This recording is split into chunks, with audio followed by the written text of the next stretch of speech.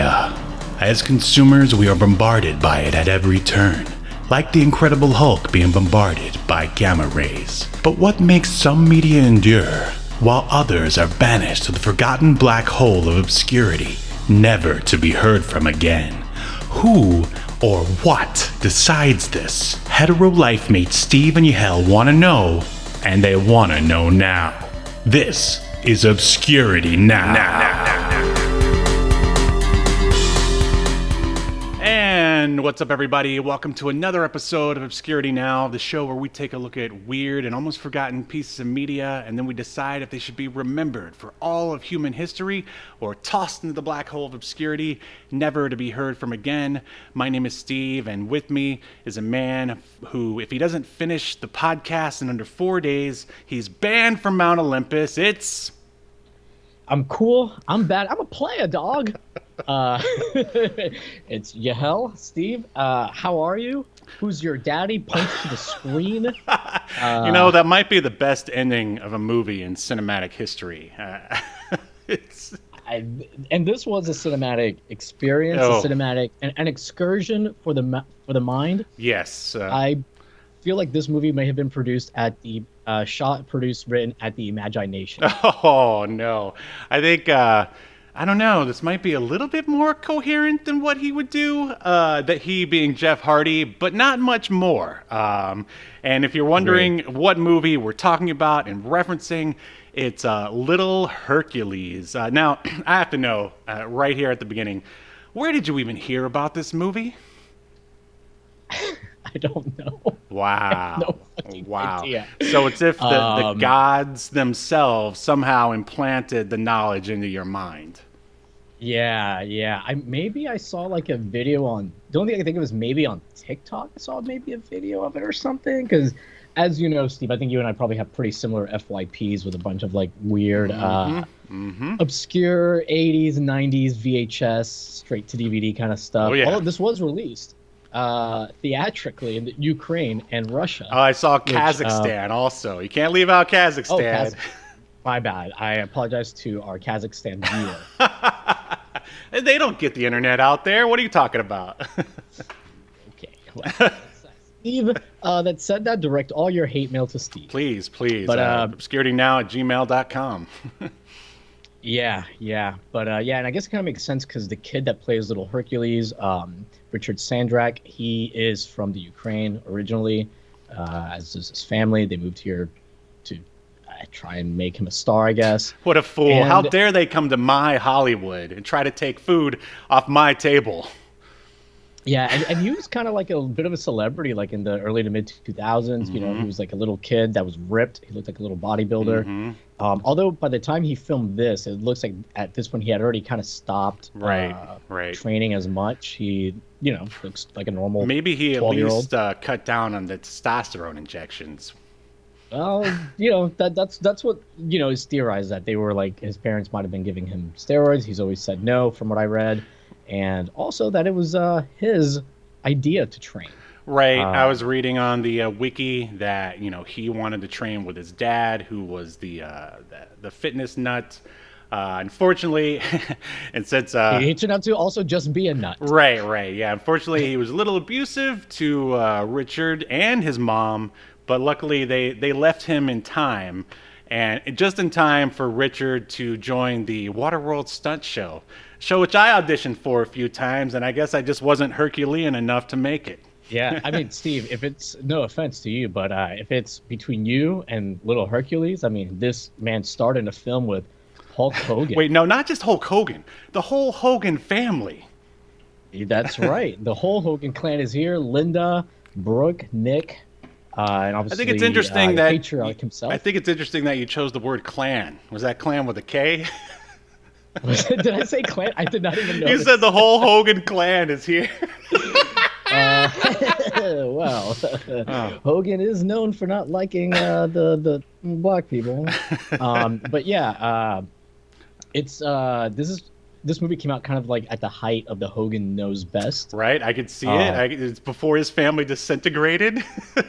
Yeah, you know what's weird? In the movie, like in the IMDb, there's a credits for oh God, for a rapping kid or something called Too Craze. Too Crazy? I Yeah, I think saw that. Yeah. Too Crazy, but it looks just like Richard Sandrak. Oh, you. I think it's just him. So you're saying that Richard Sandrak is talented enough to play not one but two roles? He's like going full. Ah, shoot. What's the guy's name who played the Pink Panther? Come on, you know this. The guy that play, I don't remember right Inspector now, Clouseau. All right, his name will come to me yeah, yeah. eventually. But yeah, and the weird thing is that this Too Craze guy is in an episode of Hogan Knows Best. Or actually, I guess like two episodes. Yeah, there's a lot of Hogan Knows Best connections. And it's Peter Sellers, by the way. He played multiple roles in Doctor Yes. Strangelove. Just I had to throw that in there. So yeah, so he's in an episode called Hogan Goes Hollywood, and the picture of him in the IMDb is from that episode. So basically, it seems that this is hilarious, Steve. I'm reading the storyline for this episode of Hogan Goes Hollywood, and I shit you not, the description is lights, camera, Hogan's. Through Hulk's business savvy, the entire Hogan Klan gets in a movie, Little Hercules in 3D. So they filmed this in 2006 because that's when it appears that this episode aired. This movie came out in 2009. I know I'm kind of stepping on some of your stuff, but yeah, it seems like Too Craze was some kind of rapping alter ego. Oh man, for Richard Sandrak, aka Little Hercules. So there's one thing this world needs: it's more rappers. Yeah. So yeah, this movie, I don't know, man. Like, let's get into. Yeah, let's jump into it. It's gonna be a long one. Strap in.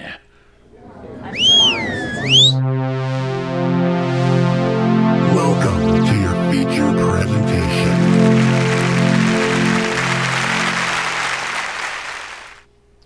All right, as Yahel said, this movie premiered in the U.S.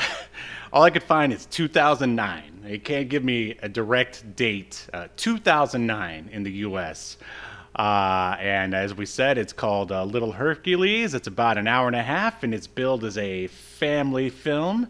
Synopsis is this.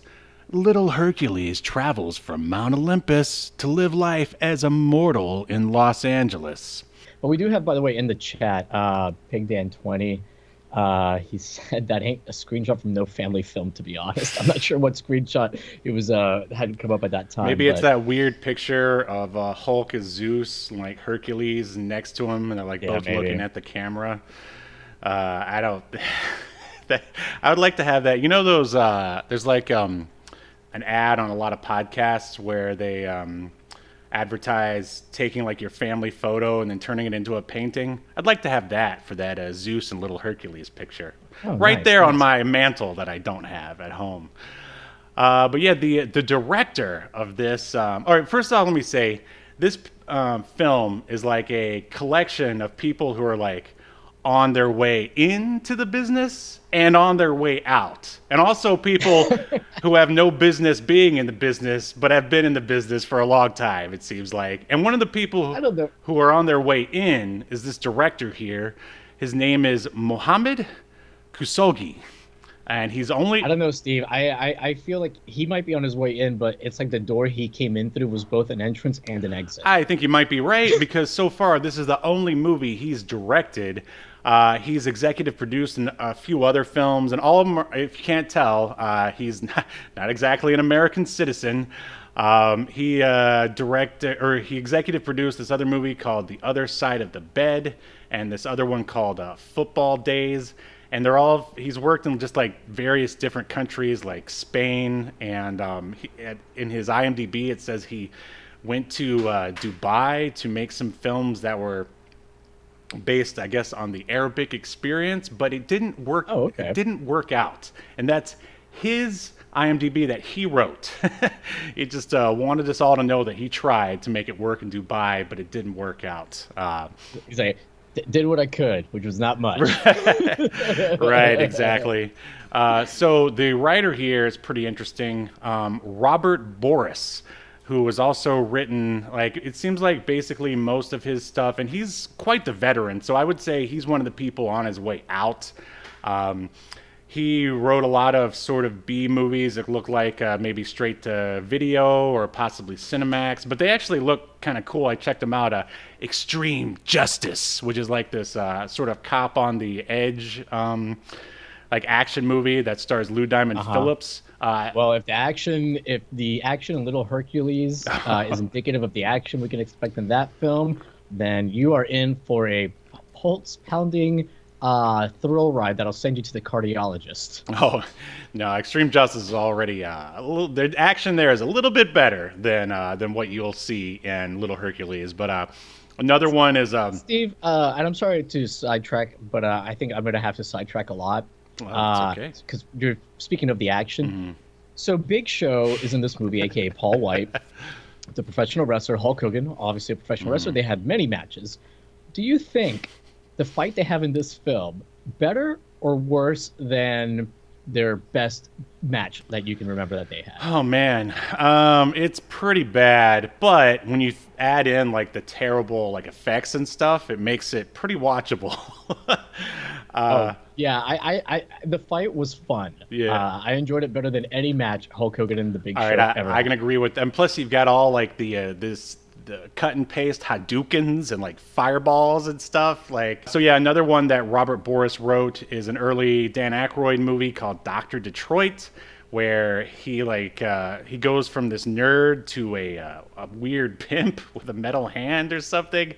If you like wacky 80s movies that were obviously written while doing coke, I can recommend Dr. Detroit. Also, soundtrack by Devo. And last for Robert Boris is yet another sort of over-the-top 80s action movie called Steel Justice that stars Martin Kove, the villain from Cobra Kai or The Karate Kid. But I would recommend either Extreme Justice or Steel Justice to you, Yahel. They're both on YouTube. Speaking of which, we always forget to mention, if you don't want this movie spoiled for you, you can stop right here and go watch it on YouTube right now. Yeah, and I'll post the link here right now. Cool. And that is it for me, basically. Why don't you tell us who are some of the other people who are sadly in this movie? So this movie, the cast list is freaking wild. So first of all, you have Hulk Hogan, obviously, and Paul White, Big Show, who we've mentioned. So I mean, Big Show's okay as a comedic actor. Hogan has his moments. Actually, I would say Hogan is not the worst act. Well, he does not deliver the worst performance in this. It was the worst. His performance. He wanted to, for whatever reason, I think in his mind, he's like, okay, I've been, sort of just playing it cool all these years and all these movies that I've been in. And this one, I'm going to... Did you watch No Holds Barred? Is that playing it cool? Well, just playing himself. I feel like in this one, he's like, I'm going to be this is my Academy Award winning, he was just so stern and angry all the time. He didn't, as usual, he didn't really show a lot of rage, is what I'm trying to say. It's the angriest Hogan performance I think I've ever seen on the silver screen, is what I'm trying to say. I mean, I have to disagree that he showed moments of tenderness when talking to his son at the end, Steve. You think so? Moments of a kind of tenderness that I read Nick Hogan when he was on set and watching Hulk Hogan. He started weeping. Tender to his movie. Yeah, he's like, I wish my dad, Hulk Hogan, would have shown me that level of tenderness and care. Didn't he try to bail him out of a fatal drunken car crash? I mean, Nick Hogan did kill his friend. Well, you can't really get much more fatherly than that, than being bailed out from prison time, if you ask me. But who else we got? Yeah, Robin Givens. She puts in a good performance. I would say she tried the hardest out of everybody. Especially since she has the dumbest line in the entire movie. We'll get to it later. I wrote it down. Yeah. So she's been in a ton of stuff. Most recently, she was in Batwoman. But yeah, I remember I think the first time I saw her was Blank Man, maybe Boomerang. But yeah, she's really good. She's been in tons Blank of stuff. Man. Just for saying Blank Man, you deserve to be canceled. We have Diane Venora, who plays Hera, who wow, does she put in a terrible performance? Why does Hera sound like Magica De Spell from DuckTales? I don't know. Like, what was that accent supposed to be? Yeah, it sounded like Magica De Spell or Natasha from Bullwinkle, Boris and Natasha. Yes, that's what I got, Natasha. Yeah, I mean, they're somewhat. My coworker speculated that they might be the same voice actress. I'm not sure, but yeah, might be. I was just like, man, that's so bizarre that she chose that, and apparently no one told her no. Robin Givens is like the mother of this character, this little boy who is not, who's played by Mark John Jeffries. He's becomes the best friend of Little Hercules. Curtis. Judd Nelson plays like the dean of the school. I guess like it's supposed to be kind of like a principal or something. Dean Reynolds, yes. Yeah, and Judd Nelson, dude, I feel like he phoned it in. Maybe the most out of the good actors. He seemed angry to be there. Yeah. Yeah. Like it was like Judd Nelson was wanting to be killed every day he was on set.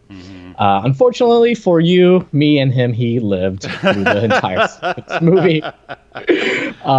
So yeah, Judd Nelson, Paul White. Actually, I'll come back to Paul White. But anyways, then we've got the Hogan Klan. Brook Hogan plays a character named Robin, and they have this weird scene where it's like a school dance, and she's like doing this like maybe super energetic is not the right word, but this energetic dance performance, and she's singing. She's doing her Britney Spears bits, basically. Yeah, but they're not playing the song that she's singing. Right. It's like some generic song. So it was really, really weird. And the music that they're like playing in the background instead of her song, it's like way slower than like all the dancing she's doing. So it makes no sense. And there's lots of things directorially in this film that make no sense. Linda Hogan makes a brief appearance as like a secretary or something.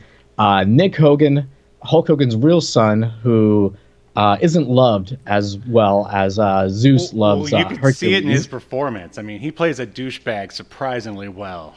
Dude, okay, I'm glad you brought that up because Nick Hogan's character is called XX. Yeah, double X, yeah. Double X. Yeah. And he plays like your stereotypical like school bully, but he was pretty good. Yeah, he's even got a lame like faux hawk or mohawk, whatever you want to call it. But yeah, I think that was his regular haircut at the time. Yeah, like, it probably was. Probably. No, I remember it. That was his haircut. Is that when you guys were hanging out? Yeah. You know, I mean, hey, Hogan Knows Best was shot in Clearwater. Did you go to a few Hogan Klan meetings? No. For some reason, they said I wasn't allowed. Me and my kind couldn't go. I don't know what that was about. Well, better not to dwell on it. So Creative KV is here, and they were asking, is this DVD in my local Dollar General, guys? It probably is, but you can watch it right here on YouTube. That's right. I have reposted the link to it right there. If you're interested in wasting 90 minutes of your... Actually, I wouldn't say wasting, but... Yeah, I wouldn't say it's a waste. An experience. Yeah. But yeah. It'll be an experience. We'll save it to the end, though. Yeah, Richard Sandrak, of course, Little Hercules. There's a documentary about him called The World's Strongest Boy or something like that. That was pretty popular at the time. But I almost forgot to mention earlier when I was talking about Paul White, who plays like the bad guy. He plays Marduk of the... I prefer to call him Marmaduke. Yeah. So, you don't need to play the bumper because I don't think this is even the first time that we've watched something with Paul White in it, right? I thought there was something else we saw that he was in. But anyways, he was on Star Trek Enterprise. He was? Wow, I had no idea. Okay, then maybe we haven't talked about it. Yeah, he plays an Orion slave trader. He's like all in green. He's an Orion, and yeah, he is the only person here that was good enough to appear in Star Trek before. Do you want the bumper or not? We might as well. It's a Star Trek. Hey! Oh no! We've just entered another Star Trek connection. I mean, Paul White would have been really disappointed had we not played the bumper if he was watching this. Just throwing it out there. Yeah, I will say like Paul White and Hulk Hogan, they both to use the popular phrase, they understood the assignment. They hammed it up real good. Yeah. And Hulk Hogan, like he's trying to he's trying to rein himself in. You can tell in his performance because Hulk Hogan in movies, he's a fucking ham. Oh yeah, It, absolutely. I almost think like he realizes maybe subconsciously that he's not a great actor, so he like just goes over the top because that's something that he is good at. And I mean, it's an entertain. They both give entertaining performances. I'll give them that much. Sure. I mean, it's never said that the most boring thing of a movie was one Hulk Hogan's performance. Like that's never been uttered in cinema Yeah. history. So shall we dive into this to the plot here? Yeah, Creative KV, by the way, I have to point this out. Creative KV said, I love Star Trek. The Death Star scene was fantastic. I am going to block you now and report it. So for those that don't know, I've never seen Creative KV here. I have a habit of always pointing. I'm a big Star Trek fan, so anytime there's somebody in the cast of whatever we're watching or reviewing that was in Star Trek or had a connection to it, I always point it out. And Steve, at first, was shocked at how often I was able to do this. And now Steve's just like, this is part of his Sundays. That's right. It's part of the show. So jumping into the movie here, we open with your pretty typical sort of opening credit sequence. I don't know. It's like, 70s Superman style. The credits are like flying at you. There's like oh yeah, those credits. Yeah. Well, the movie was in 3D, right? So if you were wearing 3D glasses and watching in 3D, the words would be coming out at you. Oh, man. Just like Hulk Hogan's performance will come out at your soul. How awesome would it have been to watch this in IMAX, bro, with the glasses and everything? Or maybe not. I don't know. So, yeah, it almost looks like they kind of spent money on those credits, but I'm sure they're just like drag and drop plugins. Yeah. So, I mean, one of the production companies specialized I use the word specialized in visual effects. Very loosely. I did look up, like they had like some, it looks like they were basically like doing shorts to kind of get their name out there, and they were like effects heavy stuff. And and this was around the time where like movies were like always being put out in 3D. There'd be a 3D version. Those are the days. The craze for like a year or two. Sure. So we open with we're outside of a temple, and it's nighttime. Some bad dudes approach. Little Herc shows up and he beats them up. And for some reason, there's a guy there who knows martial arts. And then Herc says it ends tonight. But then Herc thinks back to CGI Mount Olympus, where he's being taught by Elliot Gould. Now, already this is confusing. And maybe you can help me understand and unpack what's going on. Because, so Herc is fighting some random dudes, and now does he... Little Hercules. Right, Little Hercules, yeah. Little Herc. Little Hercules is fighting 3 adults, and they had him doing his own stunts in this, and they're like throwing kicks, and they're using metal swords. Right. I'm sure they're not sharp, but I mean, this feels a little illegal watching it. Hey, not in Kazakhstan.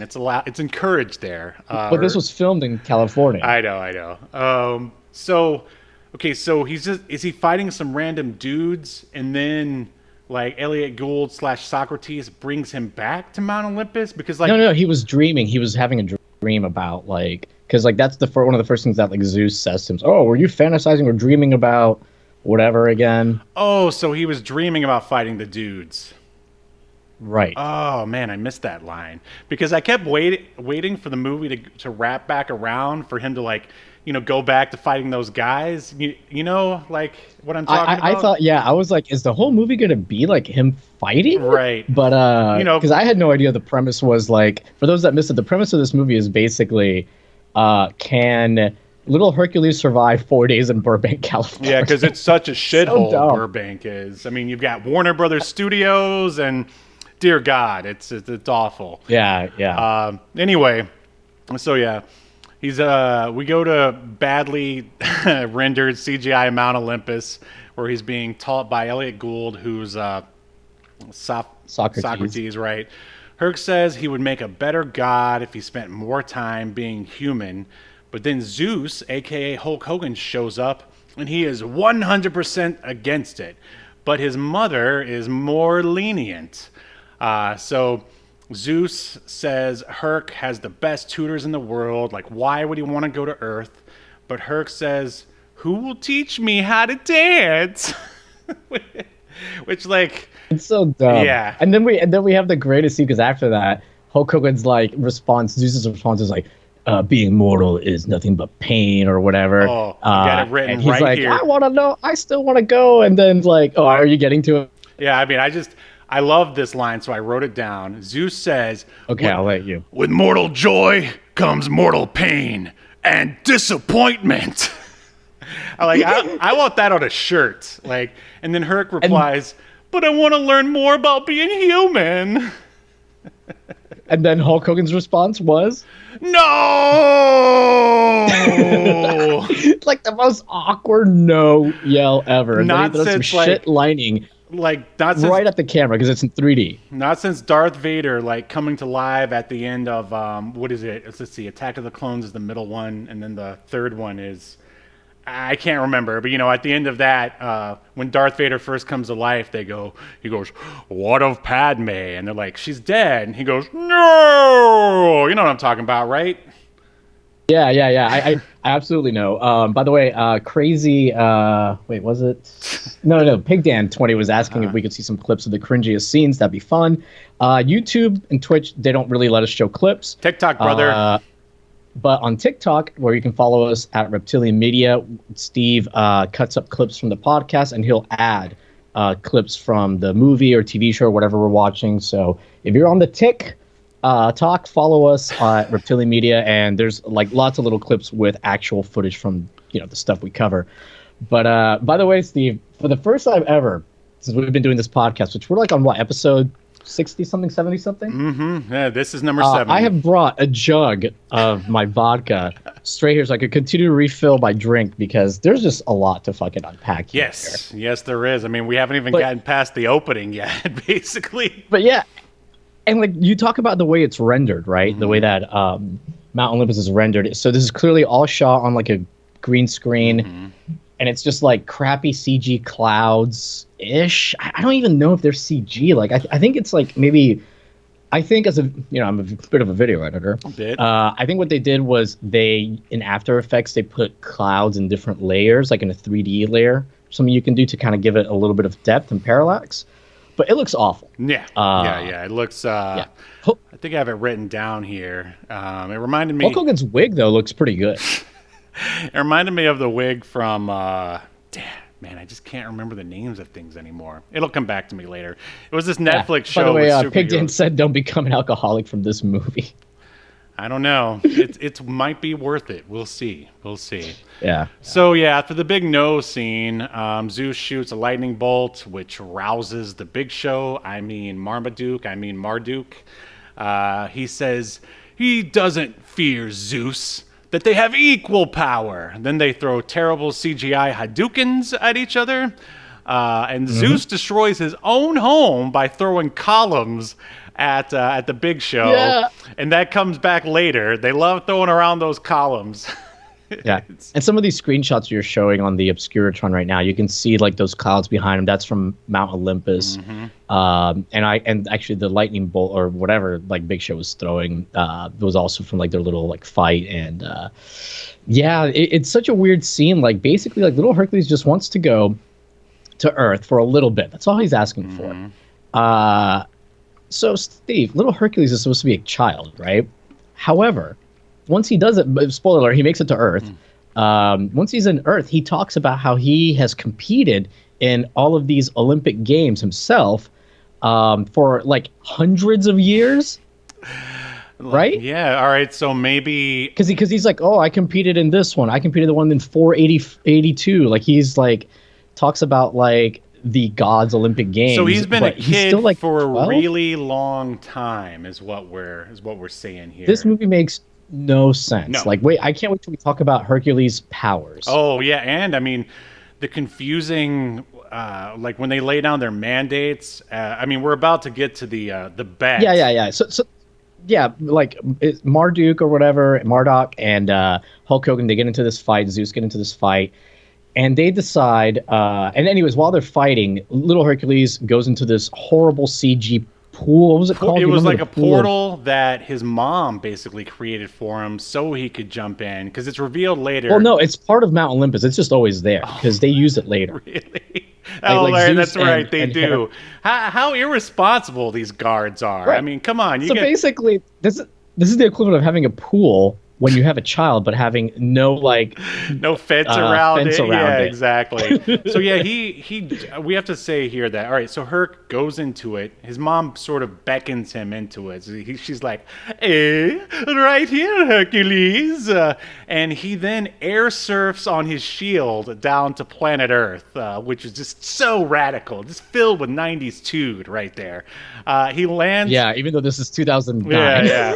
He lands in someone's backyard swimming pool in Hollywood, California. Like a Death Note landing. And then he wanders around Griffith Park for a little while, and then ends up in Burbank. And let's see, we already discussed. I think it was Steve.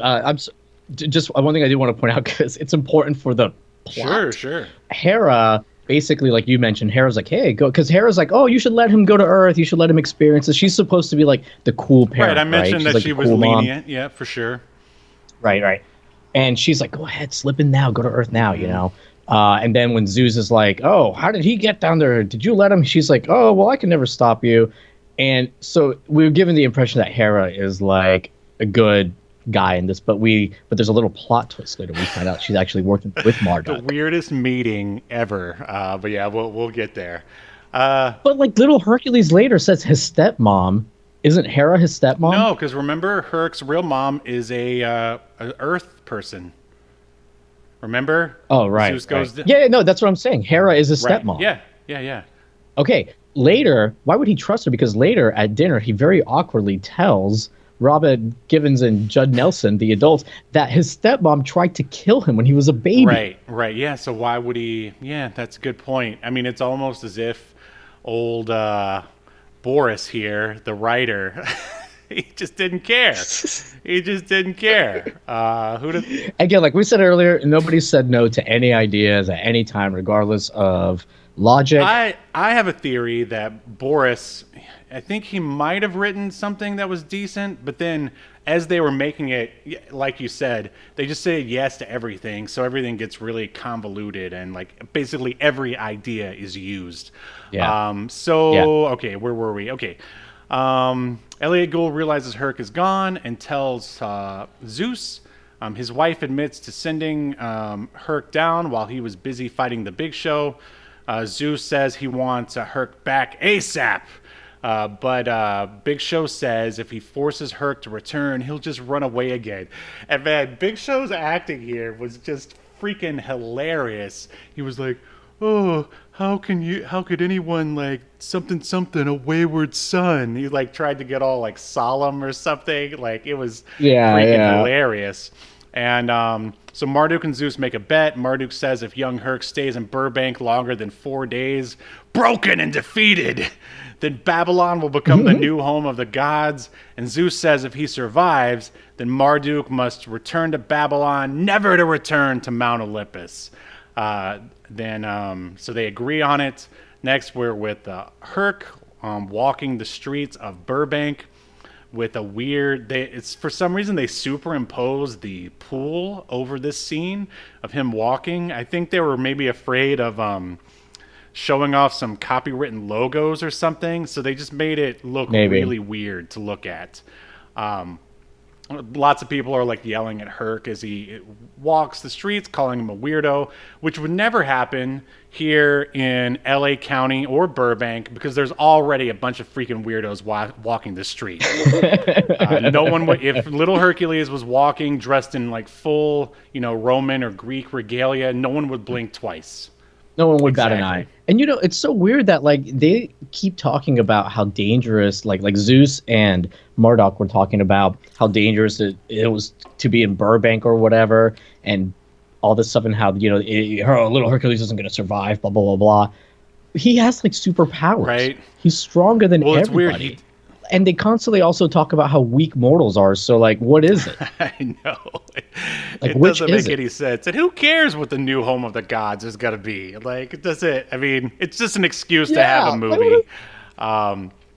So a young boy this young boy ends up being Curtis, Herc's friend.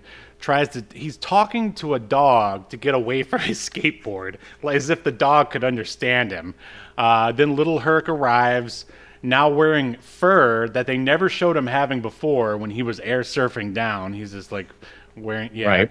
He then charms the dog, Crocodile Dundee style. Yeah, he talks in some weird language that the dog understands. Right. And then And it's so awkward. 'Cause at first, I thought I was like, "Oh, is Little Hercules gonna have to learn English? Does he not know English?" Right. And no, he just happens to know weird human dog language. I mean, I think the idea is that Hercules is such a great hunter that he can communicate with the animals or something. Well, no, but- because then Curtis, the little boy who's trying to get his skateboard back from the dog, he tells like Little Hercules like, "Oh, you were talking to him?" And like Little Hercules goes, "Yeah, of course. Don't you talk to your animals?" Yeah, something like that. Yeah, it was Whatever. It's the first of many things that, not even the first, but it's one of the things that doesn't make much sense. And some random guy comes up and goes, "Wow, that was amazing. He hasn't done that for me in years." Like at the dog owner. Random Like, dog this dog's owner. Yeah. This dog's been chewing my arm every morning for the last 7 years. Yeah, why don't you I guess. control your damn dog? Yeah. Put him on a leash. Come on. You're the real weirdo here. Right. So Herc and Curtis walk and talk. They're basically becoming friends, and then some no-good skateboarders show up. The leader, played by Nick Hogan, known here as Double X, or Extra Large, or something like that, show up and they try to take Curtis's skateboard. They run away to Herc and Curtis run away to hide in some weird random warehouse. Herc beats up the bad skaters, no problem. And then, oh man, this was truly eye-rolling when Curtis goes, "Hercules, Hercules," like Eddie Murphy from... like he's cheering him on and he's doing it like the Eddie Murphy Hercules. Yeah. Just to talk about Curtis here, I think he's actually a pretty charismatic, young man, but he goes a little... I mean, I imagine this is the director's fault. Oh, 100% this is the director. Yeah, he turns into a horrible stereotype after a while. Just like constant pop culture reference after... I mean, he's basically Chris Tucker... as like a young boy, more or less. That's exactly how I would describe him. And the thing about him is that like you said, he's pretty charismatic. He definitely has like screen presence. And I didn't really go into it, but the actor that plays him, Mark John Jeffries, he is still working. He has 74 credits to his name, which is quite a bit. He has stuff in pre-production. I mean, a lot of this stuff is kind of like straight to video on demand stuff. Mm-hmm. But I mean, he's worked on a few TV series, and work is work. He's kept his name out there. Yeah. So now we're at what reveals to be Curtis's house, and there's a lady on a phone talking lawyer stuff. It's Curtis's mom, Dana. Then Curtis enters with... AKA Robin Givens. Right. And Curtis enters with young Herc, and... For whatever reason, he's trying to hide. I guess because, I mean, again, I can't imagine a mom she would just be like, "Oh, look at your little cosplaying friend. Get in here." Like, he's trying to hide Herc from his mom because I guess he's already brought home a bunch of weirdos to play with. Yeah. She's like, "Fine, you can have..." Because he's like, "My friend's going to spend the night." She's like, "Oh, yeah, that's fine. But just one night, we're not going to have somebody stay like for weeks." Like she uses a squatter is what she says. No squatters, no homeless people, no strays. Like why would he play with homeless people? I just, hey, this guy's really cool. He's got a bunch of syringes and stuff. Come on over. Let's show mom. Oh. And his mom, who's she's presented as an intelligent attorney. Mm-hmm. Wouldn't she like think about the legal liability of having like just random homeless dudes in here with your kid? And I guess not. But she's like getting ready for a blind date. Right.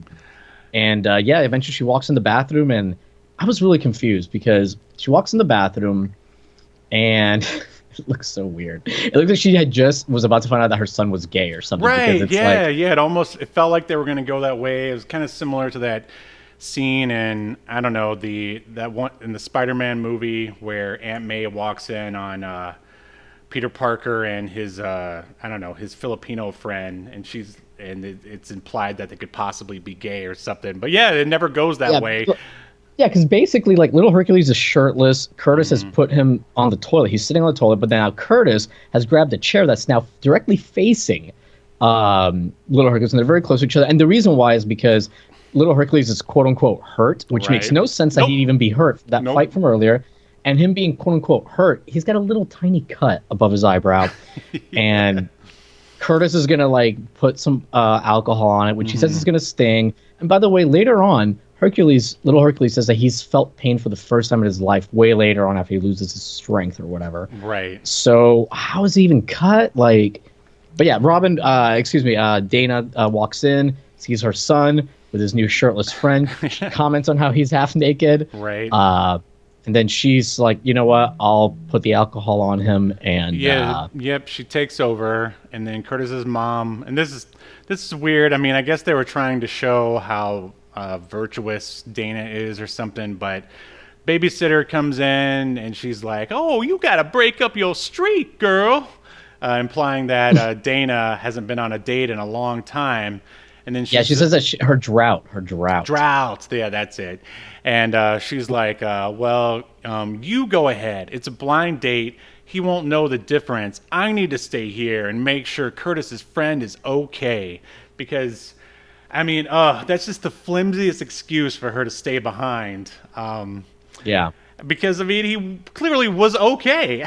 Like, it's just a few, young boys, speaking as a dad of a 3-year-old, they get bumps and bruises all the time and scrapes. It's like... I guess maybe you could argue that, like, she thought maybe he had a concussion, because she did ask him, like, what's your phone number?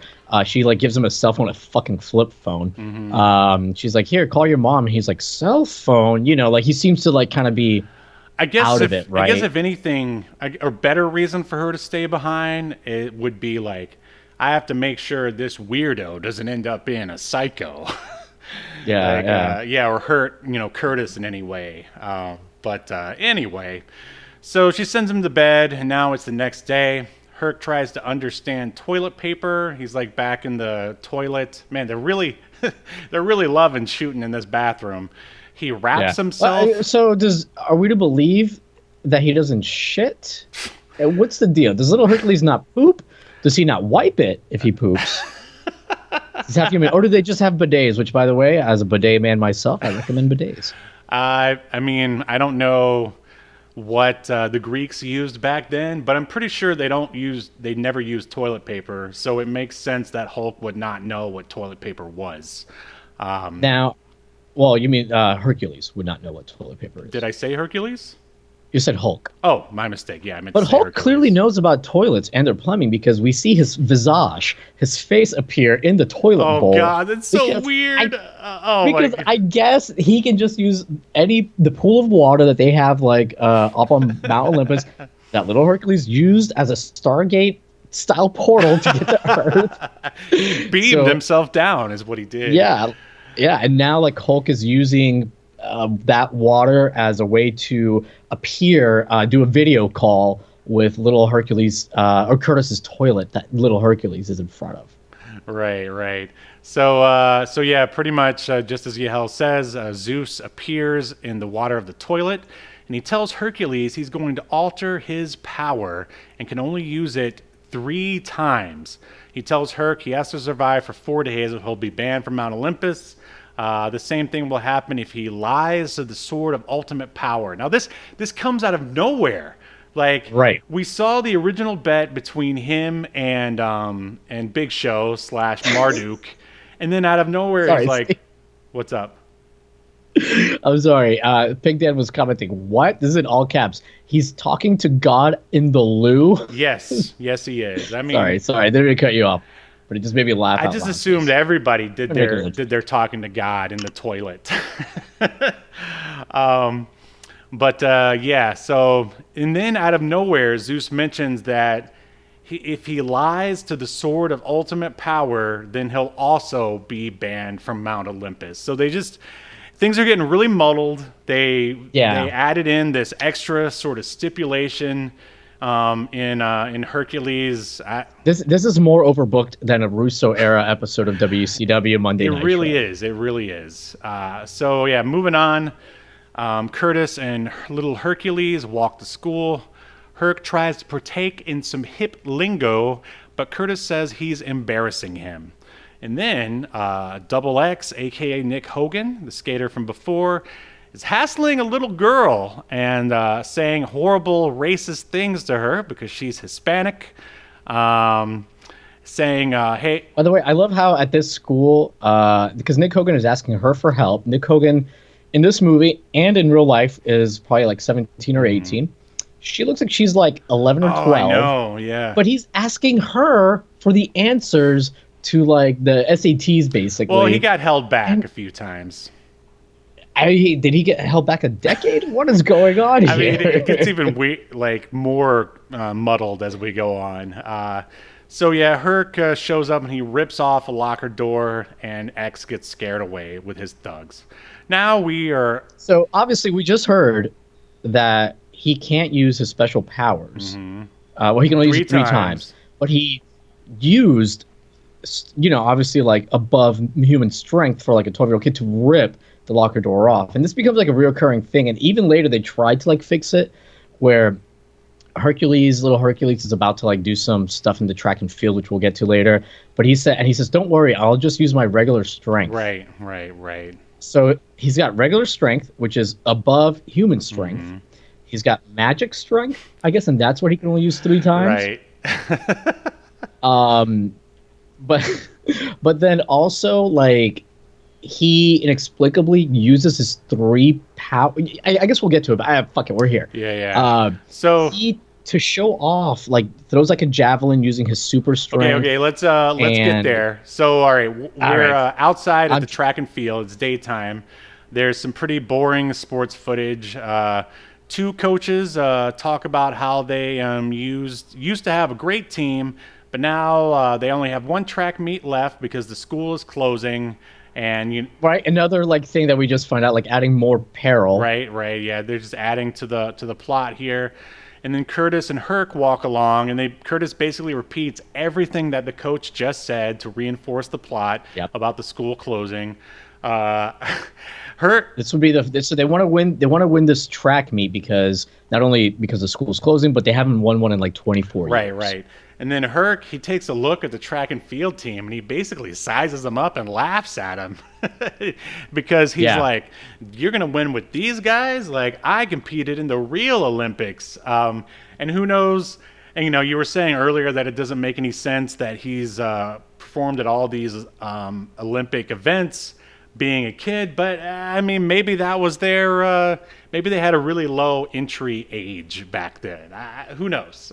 No, but he calls out a year specific. He says 482 BC. He's been a kid for a long time. I don't know. Like what is going on here? Yeah, it's all. And by the way, the coaches, one of them is again John Hurd, aka the father from Home Alone. He's been in a million things. Great actor. What is he doing here? I don't know. And why? And like the assistant coach, like that just seems like a wasted paycheck because that guy like does very little. He just follows him around. He's basically his Smithers. He's basically just there so that John Hurt isn't talking to himself. Right. That's exactly right. Yeah. So Herc laughs at the track and field team. He then throws a discus and it shatters against a gate. The coach sees it and then asks if he can throw anything else. Herc says he's the... Which, by the way, physics-wise, makes no sense. It's true. Like, if anything, it would go through right. Because it's like a fence, like a... what do you call those metal, gate, crosshatch fences? Yeah. Well, I mean, apparently our director here, Mohammed, doesn't believe in science. So...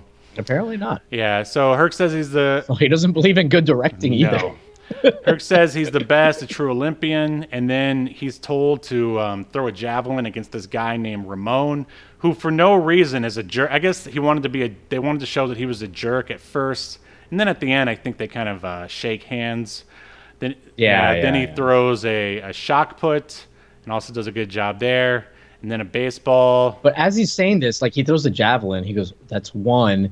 Then he throws the shot put. He goes, "That's 2." And what was the last thing that he threw? The javelin or the shock put? Yeah, it was like a javelin, shot put, and discus. Yeah. And each time after he throws one, he goes, "That's one, that's two." So he's using his 3 times to use his super magic power on this, but we already know his regular strength is way higher than everybody else's. So why even use it on this? Is he a fucking moron? Like, what is happening? Like, not only is he not using it in like a a game like sort of like setting where the stakes actually matter, and not only is he not using it to impress like a woman or a girl or whatever, because like earlier when they were walking the hallway. I mean, Steve, he maybe he just has he's not interested in girls yet. Maybe he's But just, they're teasing a possible relationship between him and that Hispanic girl from the beginning. That's right. That's right. Because yeah, like they do that funny. So when he meets the girls that XX was, aka Nick Hogan, was bullying, they like do a close up on them, like looking at each other, and they literally put like a twinkle in her eye, and then the ding. Yeah, it was so lame, super lame. So basically, he's only trying to impress John Hurd, the coach, just to impress him, and so he uses up the 3 times he could possibly use his, I guess, Herculean power or whatever. Completely pointless. Yeah. And then, let's see, where do we go from here? So he uses up all of his power. And then there's a dolly shot over some teachers packing up. And we see Curtis's mom, Dana. She talks to Dean Reynolds. His first name is actually Kevin, if anyone cares. And about Hercules, she asked him to go to dinner, and he turns her down for some reason. Right, he turns down. She's way out of his league. Like, yeah, like she's smart, intelligent. She's shown to like have a good attitude. Like, she seems like she's like pretty funny. Like laid back. What are you doing? And it's Robin Givens, who very attractive woman. Like, what are you doing, bro? And he's such a curmudgeon. He's like, I don't know. I've got to close the school over here. Like he initially played the character with this weird, I don't even know how to describe it, like this weird cadence. Yeah. Like he tried to give him some character. I feel like this was like the first scene that he actually shot, right. And then he gave up for the rest. Yeah, of the it was very like he kind of doesn't do that again. Yeah, very sort of stick in the mud, kind of curmudgeon-y kind of guy at the beginning here. And then we're at it's Curtis's house, and it's nighttime, and Dean Reynolds shows up anyway. For some, like, why even have him turn it down if he's just going to show up anyway? I mean, and the narrator says, which the narrator, by the way, is Elliot Gould, Socrates. He also narrates the opening. And dude, the opening narration with Elliot Gould, because he's so good. He's so good. I was like, oh, is this actually going to be like a decent movie? They just use that narration to cover up all their or to try to cover up all the plot holes and to reinforce the plot and all the stuff they didn't have the money to shoot. They just talk about it via narration. Yeah. But he does say, basically like, hey, even though he was going to be busy with the preparations for closing the school, he showed up to dinner anyway. No explanation. Just he showed up anyway. Yeah. It's so stupid. I mean, he didn't even have a reason to turn her down. Like, it just. I have a theory. Okay. Judd Nelson's character, he was always going to go to this dinner. But he told her no because he is one of those guys that's like follows that. The artist, that flirting master guy, Mystery, who had that VH1 show, and he's like, you gotta neg them first, which is like a thing where you like insult or like make the woman feel bad, and then like when you do compliment or make them do something right, they're like, oh wow, this is not a thing that actually works. By the way, why would I want to go to dinner with you, fatty? she's like in perfect shape, she's like very athletic. Yeah. It's like. Why would I want to go to dinner with someone with a perfectly symmetrical face and clear skin? Right. Why? Sorry, I don't. No. Sorry, I'm not interested in beautiful, funny, successful women. Right. Yeah, so they're at dinner. They say, they ask Herc a bunch more questions, and he, of course, is answering truthfully. Then Dean says he'll have to talk to Child Services. And then, of course, like Curtis, freaks out. He's like, don't call them. They're going to take him away. Herc gets upset. And then he picks up Dean Reynolds in the chair and throws him into Curtis's pool. Well, not quite. He picks him up, and he's holding him for a long time. And he like you said, picks him up. Dean Reynolds is sitting in the chair. And awkward. He's holding him up. holds him up for fucking ever. Because this is like Little Hercules, I guess, trying to prove, because they don't believe him, right? That he's like Little Hercules, and he's like telling all these stories. This is when he says that his mom tried to kill him, I think. Right. That Hera had tried to kill him when he was a baby, and he said something like, "But I survived." He killed the snakes. Dark and weird. Yeah. But anyways, so yeah, and then like Zeus and Hera are watching this from, and by the way, Zeus and Hera just watched Little Hercules talk about how she tried to kill him when he was a baby. Right. And they just like let that slide. They're like, whatever. It was a rough world back then. It's what you do, baby. Right. Anyways, so then somehow Hera convinces Zeus to like take away his regular strength, which is still stronger than like human strength. Right. So basically, just make him like as strong as a regular 12-year-old kid. And Zeus agrees because he's a moron. And that's when he has to throw him in the pool. He kind of has to let go of him because he loses his strength and can no longer hold up Judd Nelson the person, Judd Nelson the actor, and Judd Nelson and the weight of Judd Nelson's powerful performance. Oh man, he seemed really angry that he was in that pool. Yeah, like they show him like swimming up, and he seems legit and this was pissed. in this. Like, he's not that good of an Then when actor. he gets up, he's like Curtis is like, "Oh, please don't." He's like, "Oh, please don't fail me." And then Dean Reynolds is like, "Whatever class you're taking, you failed." Like, which is so weird. Yeah. By the way, I'm gonna try to fuck your mom. Yeah. You can't just randomly fail someone because their friend threw you in a pool. Like, it doesn't really make... School's closing, baby. He can do whatever he wants. He's on a power trip. Apparently. Yeah, so, okay. In Curtis's bedroom, he tells Herc to relax and play with Power Rangers because that's what he does. And then I was like, what year is this? Because... Well, it's even weirder than that because, like, Hercules is, like, upset that he's lost his strength, which I guess makes sense. And then Curtis is like, oh, well, you need to relax. You're taking things too seriously. Basically, he's treating Little Hercules' issue of losing his magical strength as if though he has erectile dysfunction. But it's all in his head, this erectile dysfunction. Right. It's not the kind that's actually physical. It's mental. And he's like, hey, man, you just got to relax. You're just, like, getting yourself too worked up. This is what I do when I have ED. Have you heard of Power Rangers? And he's like, I just play with these. I guess they just didn't have Blue Chew back then. Yeah, but the way he says it is weird because he's like, whenever I'm down and sad, like clinically depressed, I play with Power Rangers. Right. Well, I think that might work for some people. A friend of mine who occasionally listens, but yeah, this doesn't cut it for me. Oh, there's nothing wrong with playing with Power Rangers. It was just the way they framed it that I thought was really Ultra weird. Force action figures for this guy. But so yeah, they cut to Curtis's mom reading a book on Greek mythology. Then Dean Reynolds is told a new. We're at the school now. Dean Reynolds is told a new temp teacher is here to meet him, and surprise, surprise, it's Big Show, aka Marduk, posing as Mr. Potter. He shakes his hand and then laughs like in the most evil possible way. Like, can you imagine hiring anyone for a job if they showed up just laughing the way Big Show was? Right. And it's weird because Big Show comes in, and I don't know, Steve. You're more of an actor than I am, obviously. So maybe you can help break this down for me.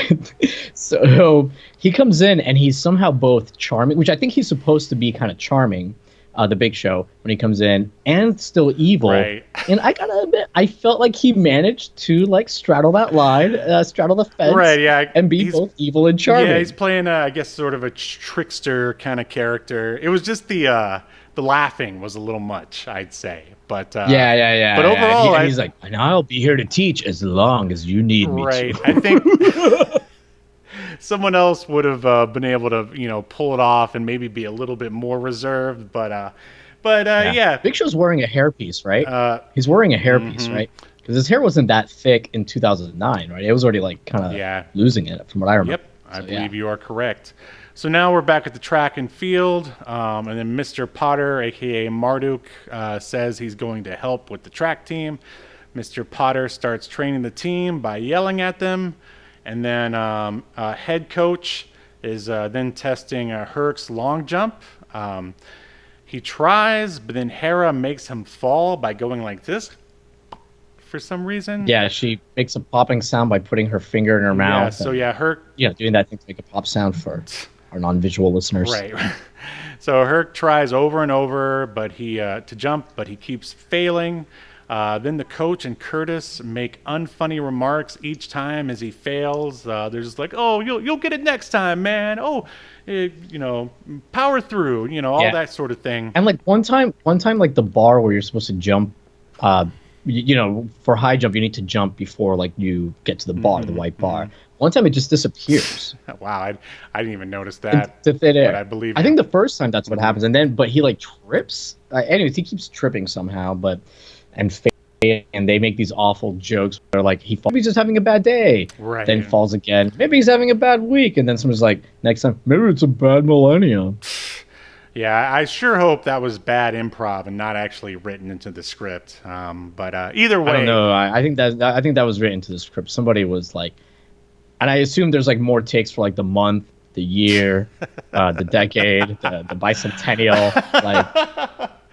Well, it was. They were just like, all right. The editor was like, all right, this runtime's getting out of control. It's sad either way. So then we get the most awkward meeting ever. Hera meets Marduk in a gas station, and not outside by the pumps, like inside with the candy. What was the name of the gas station? The convenience store. Oh shoot, I didn't write it down. So they show the sign for it's like a convenience store. They show the sign for it. It's called the Myth-O-Mart. And it's using kind of like Greek lettering for the font. Yeah. Pretty clever. Or not. So it's discovered that they're sort of working together. Hera wants to make sure that Herc stays trapped on Earth. And basically they're trying to tell the audience what Marduk's plan is here. And he says because Hera's like, hey, I don't understand what your plan is here. And the audience is like... By the way, Steve. Yeah, neither do we. So I think we should talk about the special effects here. Okay. The clerk approaches Hera and Marduk talking. And Marduk, by the way, he like came to Earth wearing Earth clothes. He's wearing like a leather jacket, regular pants.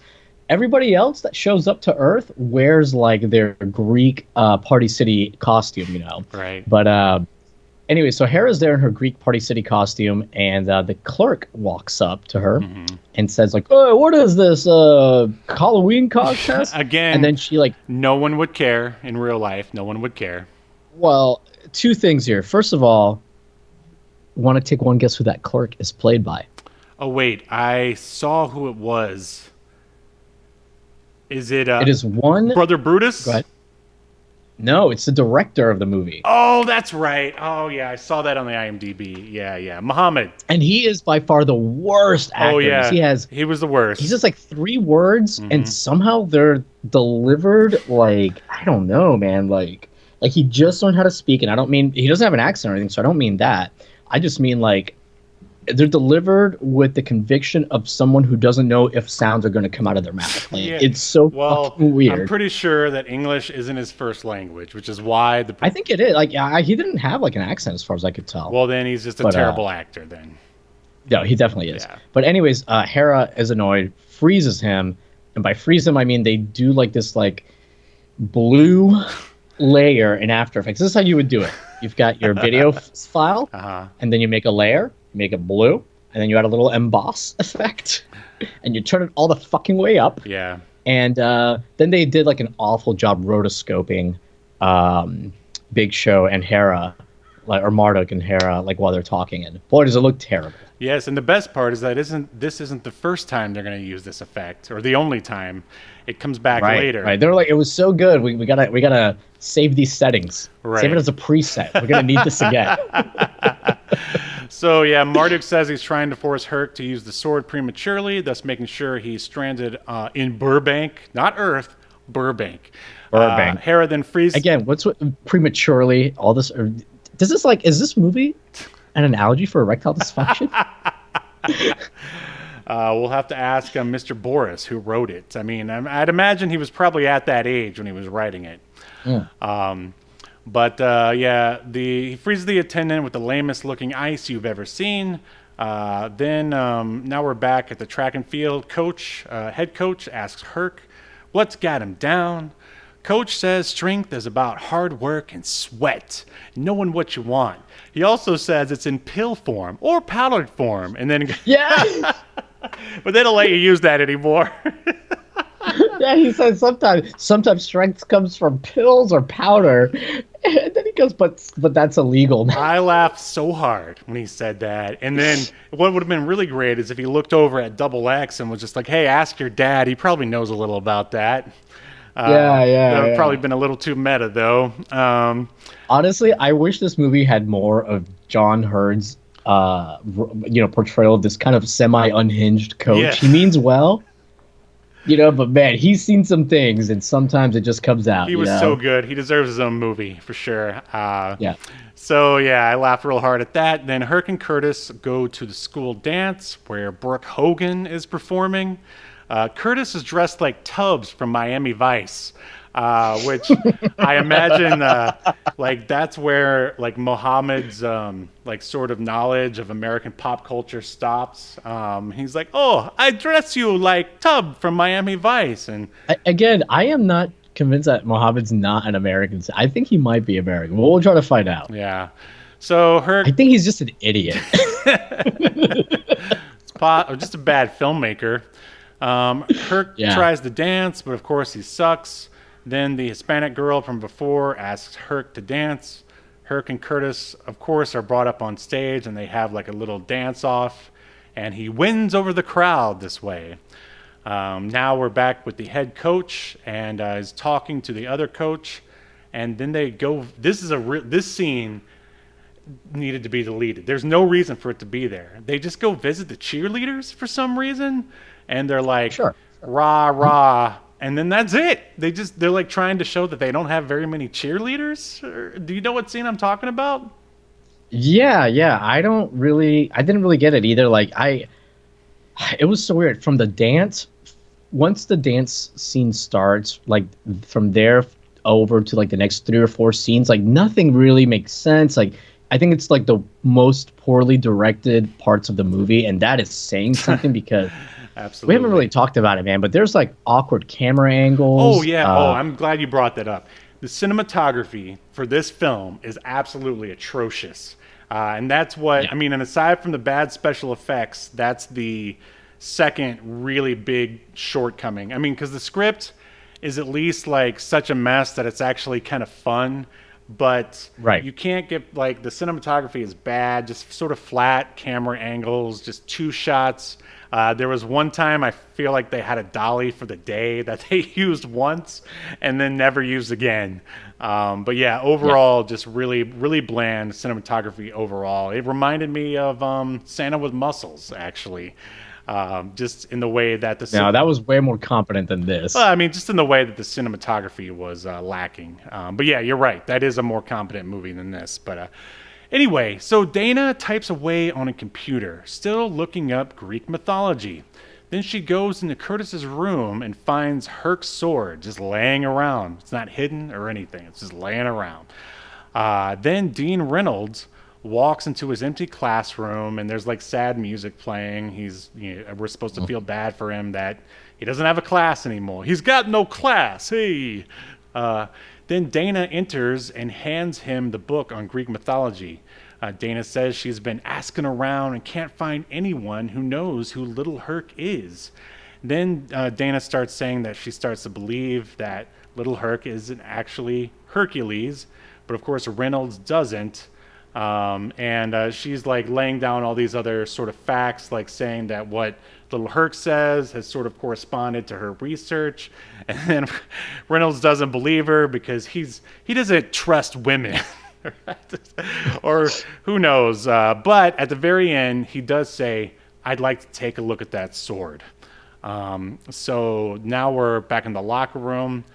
Nick Hogan, a.k.a. Double X, and his gang enter. X punches Curtis and Little Herc. And And then there's I wrote down, stay away from my private tutor. Like, that's something that Nick Hogan says that I think that doesn't make any sense, which is... I think he's like talking about like Little Hercules flirting with the Spanish girl that he was bullying earlier, who's like it's so hard. Like, she's so much younger than him. How is she tutoring him? He must be really dumb. Yeah, and also he's like legally almost an adult, if not already. So like she looks like she's like 12. Like, what is going on here? I know, it's so confusing. So then Zeus shows up and frees. All right, so X and his gang leave after they do their little beatdown. Also, is this the scene? Because I feel like I kind of missed it, where X says that he and his gang are now on the other team. Does that happen here, or is that like later? I think that's a little later. And it doesn't even make sense how they're even on that other team. How can you just jump teams in the middle of a semester? Because it's not just jumping teams, it's like changing schools. Yeah, exactly. It doesn't make any sense. So anyway, yeah, they leave, and then Zeus shows up. He uses the same bad freezing effect from before to freeze Curtis.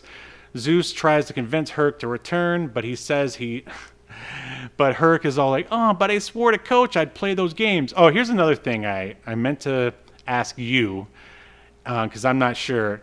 Little Herc is dubbed, right? He's dubbed by someone else, right? Yeah.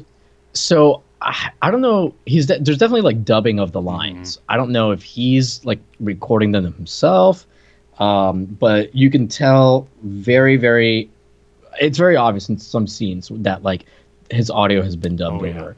I don't know if it's because like he maybe delivered the lines poorly, but I think it's him doing his own dubbing because the dubs are so poor in their performance that I think it's him. Because if you were going to have somebody, because I mean, we joke about how like, you know, they ran out of money for this or that or whatever, but there's still like some money behind this movie. I mean, sure. I get that like this is not Robin Givens, Judd Nelson, and Elliot Gould maybe at their peaks, or John Hurd, but that's still like a lot of people that are going to command a decent salary. Right. So there must have been some money. Well, I mean, it's clear the money went to them and not for the cinematography. I also forgot to mention, it's like there's a couple of scenes where I'm just like, Jesus, buy a light. I mean, like some of them are just really poorly lit. Just, again, really flat, really just ugly looking overall. Herc says no, he promised the coach he would, play in the games or whatever. It's like, at this point, why does John Hurd, a.k.a. head coach, even want Hercules since he's like been a failure lately? It's like, it's almost as if I don't know. It's almost as if John Hurd is more into like his drugs than he is. Yeah. It's like, just do whatever you want. I'm gonna be over here with my special powder. So now we're at Gary's Bar and Grill. Dana brings a sword to a family restaurant like it's nothing, and places it right on the table in front of Dean Reynolds. And Dean looks at the sword and he's like, oh, look at that. It really is Greek writing. Then Dana says he has to hold the sword and repeat the words 3 times to become a permanent resident of Mount Olympus. Like, this is all stuff that should have been laid out at the beginning, I think, to be a little bit more clear. And like, but they don't even, at the same time, I feel like they don't even really need it. All you really need is the bet between Zeus and Marduk, or all this other superfluous stuff is like, you've already like have enough of peril or whatever. You don't need to add all this other stuff. Stakes, thank you. It really kind of like dilutes the stakes. It just makes things more complicated than it has to be. I mean, and the stakes already weren't great, right? And this is already, I mean, this is just supposed to be a family film. I mean, it doesn't, obviously they're not swinging towards the Academy with this one. I mean, there's no need to throw in all this extra stuff. It almost feels like someone else like had one idea and then someone else had another idea, and then, as we said before, they just said yes to all of it. And Hulk Hogan likes to have that creative control, so I wonder how much he sprinkled in. Just a regular bet. That doesn't work for me, brother. Doesn't work for me, brother. So no, this is one of my favorite parts. Dean says he has to verify the authenticity of the sword. He's got a friend who does carbon dating, but his number. As we all do. Of course. Yeah, hell, don't you do carbon dating? Aren't you my carbon dating Oh, guy? in my spare time, yeah, I like to do some hobby carbon dating. Right. But his number is in his phone, and his phone is in the car, which is the clunkiest excuse. This is just an excuse for Dean to, for some reason, take the sword and to walk outside. So Dean says Curtis and Herc are... Which is unnecessary because they could have just said, let's go take the sword to my carbon dating hobbyist. Right. And as they're walking out, they run into Marduk. But before they leave, Dean says that Curtis and Herc are both good boys. And Dana says, well, then protect them. And then Dean says, from what?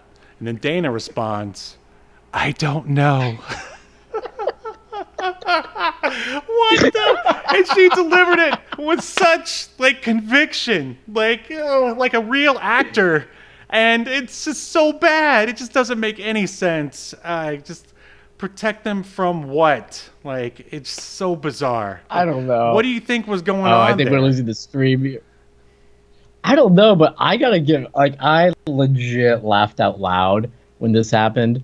And yeah, Robin Curtis, boy, she is. I mean, I always thought she was a pretty good actress, but man, she's even better than I thought because she delivered that line with conviction. She almost makes it work. Yeah. No, she was given lemons and she's making lemonade out of it. Because every time she's on screen, she makes this movie go up a few pegs. And in fact, the top rated review on IMDb for this movie basically talks about how she's the saving grace of the movie. I mean, her and Elliot Gould, for sure. So they take the sword and they go outside. And as they're going out, they run into Mr. Potter. He asks for the sword, and Dean Reynolds says, "No, I'm not gonna." With just the least amount of conviction, he's like, "No, I'm not gonna do that." And then Potter knocks him away with a fireball. Zeus then shows up, and he and Marduk have a fight. There's some awful CGI all around. There's a lot of fake CGI Hadoukens. And then somehow they fight their way all the way to CGI Babylon. I mean, which looks like a Sierra game. It's terrible. This is the worst CGI in the film, I would say. And there's a scene where Zeus says, no more are we going to use shield and knife or magic. Today we use new weapons, referring to his fists. Haven't you always had those hands there, Zeus? Marduk is what new weapons? And he's these fists, and it's I guess this was an excuse for them to, have a wrestling type, more of a wrestling type match thing, they kind of they sort of grapple that, so. I guess. So they stop fighting, and they say they have to wait till the end of the wager to decide their fates. So basically the whole fight was pointless. It was just there to have some... Yeah, that's basically... They both say, this is pointless. Neither of us can win because the bet we made is what's going to decide everything anyway. So Zeus appears before Dean Reynolds and Dana and asks for the sword. Dean says he can't have it. He very calmly, with as little emotion as possible, says he can't have it. That they must let Little Herc decide, what he wants to do. So Zook says he has great courage, and to make sure Herc returns when the contest is done. We then see shots of the school in the morning. They're basically getting ready for the big track meet. They're setting up. Oh, but wait a minute. When Zeus is asking for the sword back from Judd Nelson's character, he asks for it back. Judd Nelson's like, no. But then Zeus just makes it teleport or uses telekinesis to make the sword go into his sheath anyway.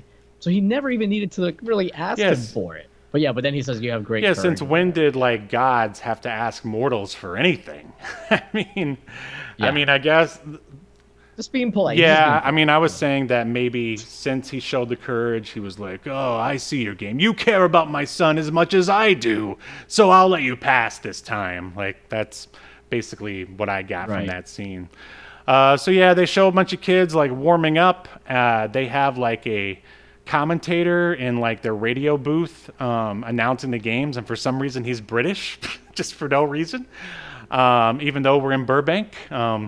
So then they introduce some DJ who doesn't speak English. Dude, I knew who this guy was. El Cucuy. El Cucuy is like a famous Spanish like DJ, like radio. It's so DJ. random. And like, so like he's syndicated like, you know, like Stern was or is, I don't know what his deal is now, but yeah, like he's like a huge deal or was in Spanish countries. I don't know why he was doing here, but even when I was a kid in Puerto Rico, I knew who El Cucuy was. So like I was like, what the fuck is El Cucuy doing? So you think here? he's doing them a favor by showing up in this movie? No one's doing anyone a favor. Everyone's doing each other a disfavor. Basically, what I think is everybody here wanted to get everyone back for something, and that's how everybody ended. It's a revenge movie. I gotcha. Yeah. Yeah. Everyone got revenge on each other for something at the end. All right. So Double X and Herc are gonna shake hands, but Double X leaves him hanging. At this point, again, we talked about it earlier. Double X and his gang are now playing for a different team, a different school somehow. So Herc has to go up against him. Now the coach gives Herc a pep talk. Herc tries the long jump and does an okay job, but still, you just can't beat that Nick Hogan. He's just too athletic. It's just in his genes, baby. Right. He's also like 6 years older than Nick Hogan's. He's also a fully grown man. Yeah. Yeah. He's a murderer. He's a murderer. Yes, you know? He's that too. So Curtis says a bunch of positive things to Little Herc, to the point where he almost sounds delusional. And then Hera appears on top of the commentator's booth, waving the sword at Herc. And like kind of doing a dance to point to it to try and make him come. Man, weird. She made some weird choices, absolutely. So Herc then just leaves in the middle of the event, goes to talk to Hera, and she offers him the sword, which we just assume he always had, the ability to take it whenever he wants. But I guess now that Mom tells him to, he's about to take it, and he's about to say the magic words, thunder, thunder, thundercats. But then Dana shows up and stops him. Hera knocks her away like a fly, and then Herc raises the sword and says the words anyway. Then the voice of Zeus is heard asking Herc if he wants to be mortal or immortal. And he chooses to be mortal. Then the narrator... Dumb. Yeah, it makes no sense, because wouldn't he eventually be able to just go to Earth whenever he wants anyway? I know, right? Tell me about it. Then the narrator says he returned to the games and won a few events that they didn't feel like filming. The last event is archery, and he wins. And then it looks like that his team, his school, is going to win. Then out of nowhere... and I guess I missed out on an important plot point. When the British announcer is announcing the schools, he says there's a third school who didn't show up. And I remember hearing that, and I was like, that's an odd thing. Why would they even mention that? And the reason why is because Big Show, a.k.a. Marduk, shows up with Kintaro, not from Mortal Kombat. I guess he's a god of Babylon. Again, this Asian kid. And he's like, we're the third school. We're going to show up. And he basically does the Jedi mind trick. He's like, we're gonna challenge Herc to a one-on-one, and you're going to allow it. And like the official is like, I'm going to allow it. So Herc goes back to the locker room where Hera's waiting. Then Zeus shows up and asks if Herc is prepared to live a short life as a mortal. And then Zeus asks why. And Herc says, because his friends are here. Aww. And then Zeus gives him his blessing. Herc then walks into the basketball court where Marduk is dribbling a basketball. and for some reason he's trying to stop him from competing. Like, this doesn't make any sense. Like, you already have your ringer, the Kintaro guy. Like, just allow Little Herc to compete, and this Kintaro guy is supposedly going to beat him. Like, it's just throwing in another sort of obstacle for absolute no reason. Yeah. And then this is probably some of the most awkward looking special effects in the movie. Herc picks up the Big Show in the most shaky, like, horrible way possible. Yeah. And, like, throws him like against the... So how does he have his strength? Well, because I guess he lifted up the sword and then But if he used the sword, like, it was gonna make him lose. Like, I don't know. It's very confusing, like, these rules. Very convoluted. They play very fast and loose with the rules. It's whatever. It's whatever that scene in particular requires. Yeah. Not even like the movie's overall plot. Just like, okay, this is how this works for this. And scene. Then this is where the movie really peters out. At least for me. I mean, it always had like a certain, I would feel like it had a certain energy, and I would definitely laugh here and there at just sort of the incompetence and train wreck of it all. But here it's obvious they were trying to save some money because Kintaro and Herc, they don't do boxing, they don't do wrestling or anything that would really be sort of like personal or look interesting to be filmed. They race. And they film it in the most boring way possible. And it's just basically them running around a track. And it's so boring. Yep. And then Herc's power kicks in, and he completely blows away Kintaro. Zeus says, his son may live as a mortal, but as the strongest mortal the world has ever known. And that's when his like power kicks in. Big surprise. Herc wins. And then Marduk just explodes out of nowhere. He explodes and shatters into a million pieces. And it was worth sitting through everything else just for that. Like, it just... And then Kintaro is like cool as fuck. He's like, oh, good job, Hercules.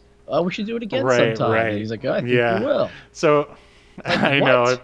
Wait, I feel like there should have been a scene, because the way a lot of these movies go, typically is XX, the Nick Hogan bully character. He's the one that ends up like saying, hey, you did a good job. Sorry for the way I treated you. He's like, hey, don't worry about it. They usually have that like thing where the bully kind of has a little bit of like growth, right?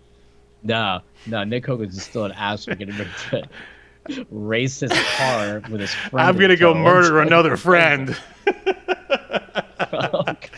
Oh, yeah, no, there's no arc for one XX. So yeah, Herc said... Good performance by Nick Hogan. I actually think Nick Hogan should have maybe stuck to acting, gotten an I think with like an acting coach in particular, like he could have become like a pretty as long as he's actor. Playing douchebags. I mean, dude, he did a good job. I was genuinely surprised by his performance. So Herc says he's going to go back to Mount Olympus. Zeus then arrives, and Herc says he's ready to go home, but he'll be back. Dean Reynolds says he's going to take Curtis's mom, a.k.a. Dana, out on a romantic dinner, but then all the kids are like, oh, no, we're going to come too. And he's like, oh, all right, I'm going to take you all out on a romantic dinner. Which, weird ending, weird. I mean, and like I kind of thought maybe they would kiss, but they didn't. And then I wrote, she's out of your league, dude, with 3 exclamation points, because it's the truth. And then Zeus, he's talking to Herc as they walk to Mount Olympus, and he says, there's just one question I have to ask. And Herc's like, what's that? And he's like, who's your daddy? And then he punches at the camera, and then the end. Roll credits. Yeah, what an amazing ending. Let's roll. Well, go ahead.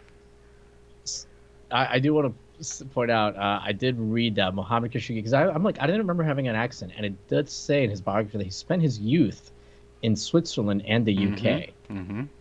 So, I mean, his English should be decent. So just not his acting. Again, well, his acting, his acumen as a director maybe isn't the best. That's right.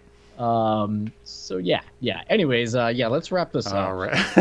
You sound disgusted. Remember, you are That's not the question. All right, so half god Velazquez. Do you think that Little Hercules should be cast into the fires of Hades, or should it be thrown up onto Mount Olympus to be gazed at by us mortals for all of time? I am going to say remember it. It's ridiculous. It's stupid. It's shot like shit at times. But I was entertained the whole time. It was fun. What do you say? I'm going to echo most of that statement. Yeah, if you can get past, at least the sound is good. The sound is good. Yeah. The performances, like, people are actually trying. They have name actors for the most part. And yeah, it's just a real fun train wreck. This is definitely one of those movies you'll want to get together with your friends if you have any, and some alcohol or whatever other kind of substances you like to indulge in. And maybe pills or powder, as John Hurd says. Yeah, I picture him right now just doing a bunch of cocaine. He's an 80s guy, so it's okay. Yeah. So yes, this one, Little Hercules, shall be remembered. In accordance to Obscurity Now, the most important streaming YouTube podcast in all of the internet, you shall be remembered. Yes. Good show. Good show.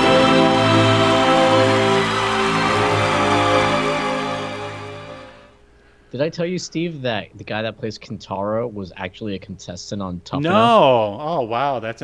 Yeah, back in 2001. I'm still kind of sad there was no Brutus the Barber Beefcake cameo. Yeah, pretty surprised. Maybe they were on the outs or something. I don't know. Who knows? I'm surprised. Actually, since this is at the height of the whole Hogan Knows Best reality TV show, I'm surprised there's no Brian Knobs, because he was always on that show. Like almost every I never episode. Really watched it too much. But that's what a weird guy to have hanging around, Brian Knobs. Good friends with Hogan, man. But I will say that Nick Hogan, just to comment on his acting career, he did make 2 more movies after this. He was in the 2010 film called Kill Katie Malone, which is like a horror film.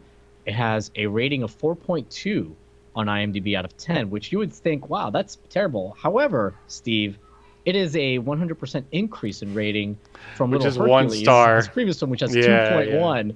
That has 2.1, so it's literally doubled. So Nick's on the up and up. So his next movie, 2012's Mastermind, it only got up to a 4.8, but this is an all-star cast. Nick's on the poster, so that's how you know it's good. The tagline is "His greed will destroy him." It stars Nick Hogan, Trey Chaney, and one Tila Tequila. Oh, wow. Yeah, one flat earther, Tila Tequila. Yeah. Flat actress, too, in terms of her acting ability as well. Take that, Tila Tequila. Anyways. All right. Yeah, what a journey. Oh, that was something else.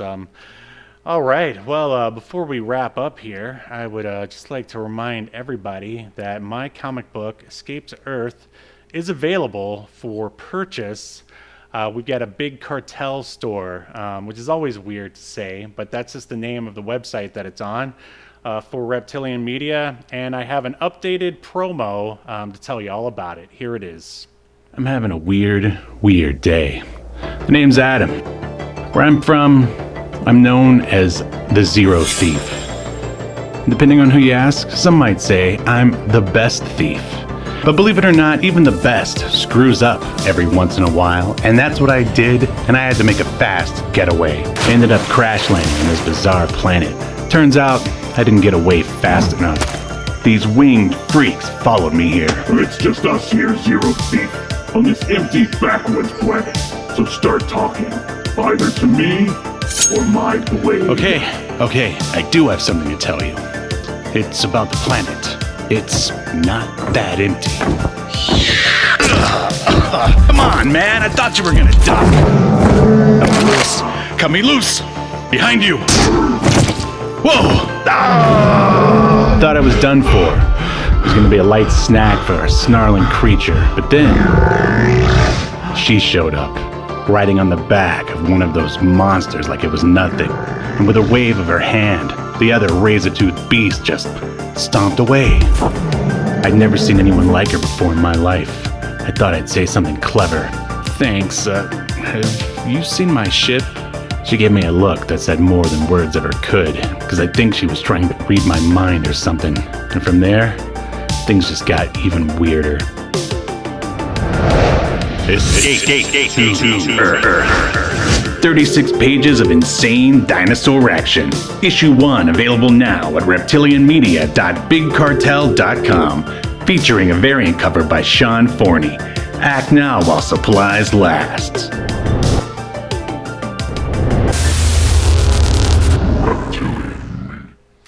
All right, there you have it. Well, that's going to do it for our show today. Anything else to add, Yahel, before we sign off here?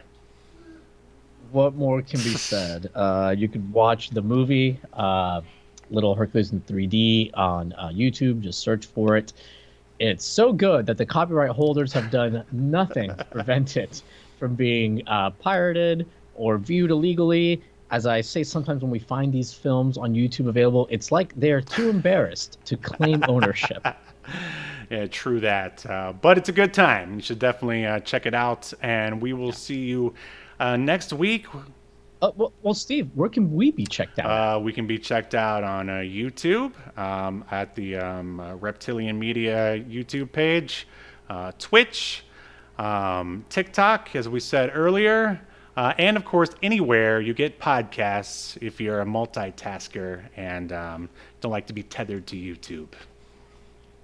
Yeah, you can get updates at Reptilian Media on Twitter as well as on TikTok. You can find us at Reptilian Media, where Steve lovingly crafts clips from the show, but he also inserts footage from the movies and TV shows and things like that we cover that we can't show on YouTube and Twitch. So you get more context. And maybe you can get into an argument with somebody in the comments. That's never really happened. Well, not yet, but it could. But we would love for you to make an enemy out of a stranger on the internet. Absolutely, and I think you covered it all except for Instagram. That's the last one. And Instagram. Sadly, I've even started posting the TikToks on Pinterest as well. Pinterest is still a thing. Can you believe it? Wow, I was not aware, but well, Steve, I hope everyone follows us on all those platforms and services, and also my new tripod page I'm setting up for us. And GeoCities Periscope page. And MySpace. Check us out on MySpace. All right. And don't forget to send out a video about us on Tout. What is that? I've never even heard that one. WWE's, that was like their micro video service. God, remember Tout? No. TOUT, oh my God, they would promote it nonstop on Raw, but they had bought an interest, and it was kind of like Vine, but Tout video was a thing for a very brief period of time. Oh, I forgot to talk about how. I guess we could throw it in here real quick. Have you seen that Quantum Leap trailer for the new Quantum Leap? No, I just found out that there's going to be. It looks abysmal. Well, we'll have to wait and see how it is, man. It looks pretty bad, but stay tuned for more obscure media and updates on Quantum Leap. We'll probably end up covering Quantum Leap if when this show launches. That's actually a good idea. All right, we'll see you next Sunday as we continue to discuss even more obscure media only on Obscurity Now. See you next week. You've been enjoying Obscurity Now, a podcast that's recorded live to tape and streamed to Twitch and YouTube.